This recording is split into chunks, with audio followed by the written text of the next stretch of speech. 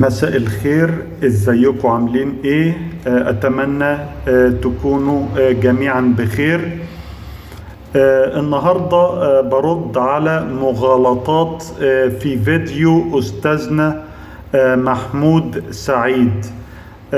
حضراتكم هو طبعا كعادته راح لمحل ليدل القريب من بيته عشان يستشهد برخص الاسعار في امريكا. محل ليدل يا اخوانا فعلا ارخص من بقية محلات امريكا، او هقول ارخص من محلات كتير في امريكا، ده صحيح. ولكن المحل ده مش منتشر في امريكا. يعني انت محتاج يكون عندك عربية وتسوق العربية دي للدكان ده زي ما استاذنا محمود سعيد عمل وزي ما شفتوا بنفسكم. ده مش محل منتشر في امريكا. وكمان الاسعار بتاعته لا تعبر عن اسعار الاكل في امريكا. طبعا هو قال ان الباوند او الرطل نص كيلو، الكلام ده مش دقيق، لان الرطل 453 جرام، يعني اقل من النص كيلو.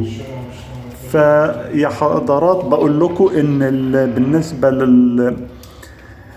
كمان لنقطة تانية، ان هو سأل ايه هو البيبي سبينش، ده اللي هو السبانخ، وهو التيلابيا ده اللي هو سمك البلطي.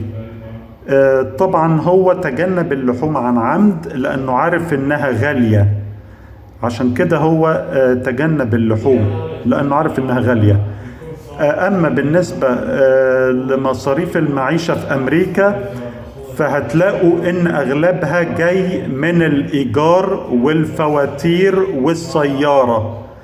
شوية الحاجات اللي جابها دي ده كلام، يعني مش اكل كتير، ده اكل الاسرة بتاعته هتخلصوا في يومين. ابو $177. أرجو أن الرسالة تكون وضحت، وأشكركم على المشاهدة والسلام.